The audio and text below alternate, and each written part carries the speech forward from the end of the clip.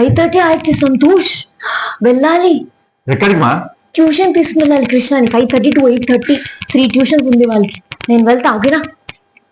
ఏ subject పెట్టామా? 3 tuitions. Maths, science, English అన్నిటికీ పెట్టేసా.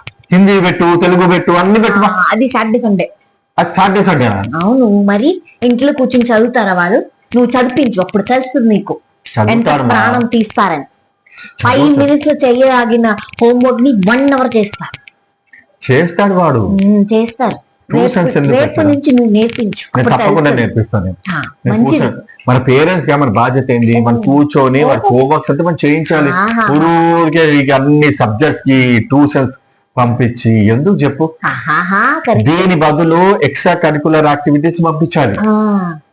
రేపు నుంచి నువ్వు నేర్పించు, అప్పుడు నీకు తెలుస్తుంది. తప్పకుండా నేర్పిస్తాను. తల నొప్పి ఏమవుతుంది రేపు నుంచి నీకు తెలుస్తుంది. తప్పకుండా. ఛాలెంజ్.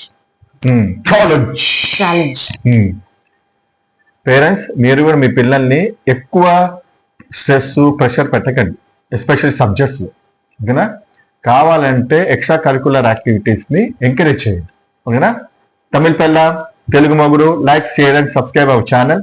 తమిళ పెళ్ళాం తెలుగు మొగుడు, సబ్స్క్రైబ్.